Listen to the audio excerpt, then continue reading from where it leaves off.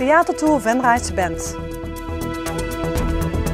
EK-succes Ron van der Hof. Het is vandaag 5 maart.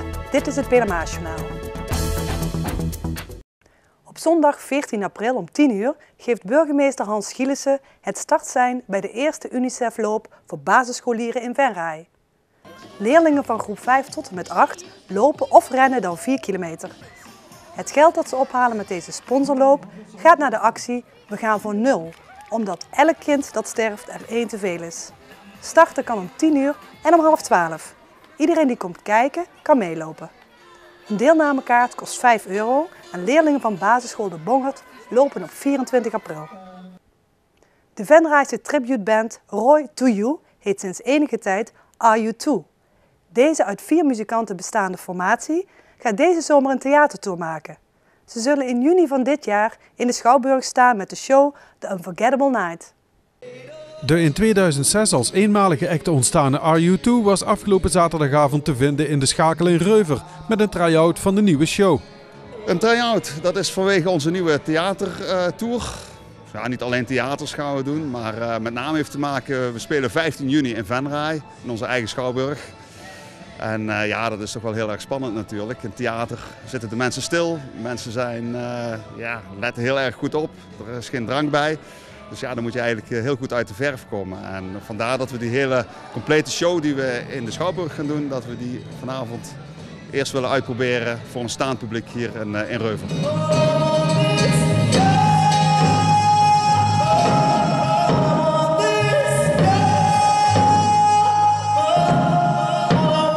En Reuver was the place to be, niet alleen omdat de zaaleigenaar een groot fan is van U2 en dus ook van Are You Too, maar ook vanwege de ruimte. Ja goed, we hebben toch een groot podium nodig. De Schouwburg heeft ook een groot podium, dus we willen eigenlijk dezelfde show doen zoals we dat in de Schouwburg gaan doen. De Schouwburg is iets groter, dus dan hebben we nog een iets groter videoscherm en nog iets meer licht. Maar we kunnen hier eigenlijk de hele show goed gaan doen. Het is natuurlijk een flinke stap en een grote gok om een avondvullende show en dan ook nog in het theater vol te krijgen. Ja, ik denk het wel. Ik geloof dat er nou iets tegen de 500 kaarten verkocht zijn.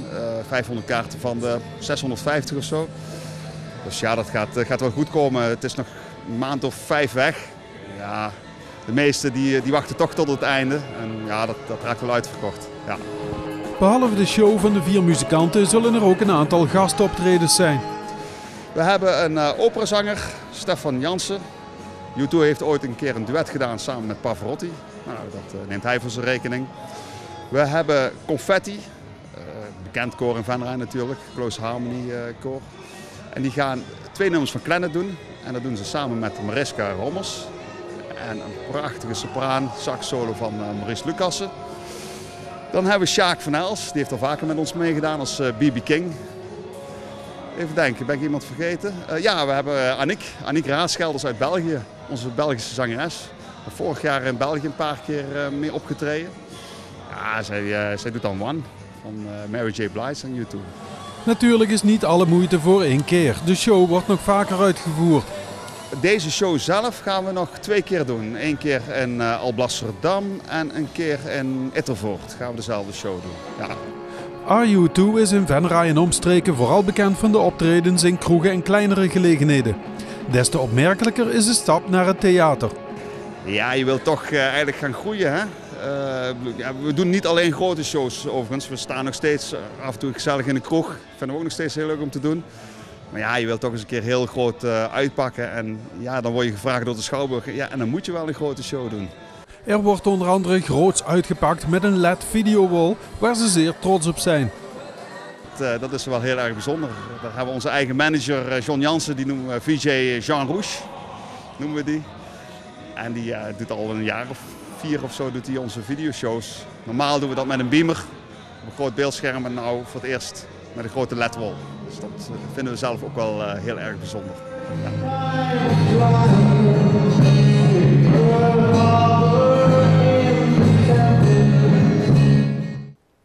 De beurs Ondernemersvakdagen vindt dit jaar plaats op 8, 9 en 10 oktober. Dat heeft organisator Evenementenhal Venray bekendgemaakt. Het is alweer de 3e editie van de beurs die in korte tijd uit is gegroeid tot een toonaangevend evenement voor Limburg en Oost-Brabant. Dit jaar staan de kernwoorden netwerken, innoveren en verbinden centraal.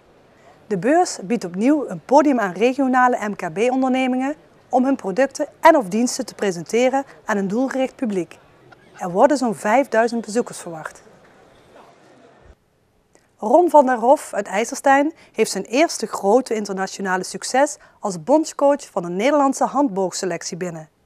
Oranje won 3 gouden, 1 zilveren en 1 bronzen medaille. Een mooie opsteker voor Van der Hof na een drukke week. Het zijn de lange toernooien van een week. En hoe beter je het doet, hoe drukker de week. Vertel eens, hoe is het gegaan? Ja, uitmuntend. Is geen ander woord voor. We hadden van tevoren een scenario gemaakt met de 8 schutters waarmee we naar het EK gingen. Nou, waar zijn wij tevreden mee en waar ligt zeg maar, de grens aan de bovenkant. En daar hadden wij 5 medailles beschreven. Van als we dat halen, dan is er echt helemaal niks fout gegaan. Die 5 medailles hebben we in een iets andere volgorde, maar ja, dat is eigenlijk van tevoren niet uit te denken. Van der Hof tekende onlangs een contract met de Handboogbond tot en met de Olympische Spelen van Rio in 2016. Met een succesvol EK is de hand van de nieuwe bondscoach al zichtbaar. Nou, een beetje bescheidenheid is wel gepast, want ik ben net een aantal weken ben ik in dienst. De schutters zelf trainen hier al jaren voor, onder het oude bewind, als ik mag zeggen, van coach Wietse van Alten. Dus daar ligt wel de grote basis. Ik heb wel het idee dat ik de fijne kantjes op het EK nog heb kunnen polijsten, om daar toch maximaal te kunnen presteren. Maar zeker de manier waarop de 2 teams die wonnen, ja, als je daarbij bent, en ik sta er natuurlijk bij, dan zijn een aantal wedstrijden toch echt kantje boord. Dan moeten ze echt alles uit de kast halen om net dat ene puntje meer of minder te schieten. En dat hebben ze heel goed gedaan. Zeker in het begin van het toernooi is toch heel eventjes, je moet er even inkomen. Dus dat hebben ze goed opgepakt, daarna goed gegroeid in het toernooi. En uiteindelijk die finales eigenlijk gewoon op goed niveau binnengehaald. Dat is het mooie aan onze sport, hè? De manier hoe dat je daar komt. Voor de buitenwereld zijn het vaak alleen de medailles die in de krant staan of op tv komen. Maar echt zien dat er hard voor gevochten is voor mensen die eigenlijk in het begin van hun carrière staan. En dat maakt de toekomst gewoon heel leuk. Tot zover dit Pilemaasjournaal. Tips kunt u mailen naar de redactie. Deze uitzending wordt herhaald tot en met woensdag 12 uur 's middags. Morgenavond om 7 uur is er een nieuwe uitzending van Spang. Weer of geen weer, bij ons is het altijd vakantieweer. Er zijn vannacht veel opklaringen te verwachten en het wordt 3 graden. Gedurende de dag zal het kwik stijgen naar zo'n 15 graden. Ook is er wat sluierbewolking en staat er een matige wind. Ik wens u nog een fijne avond en graag tot ziens.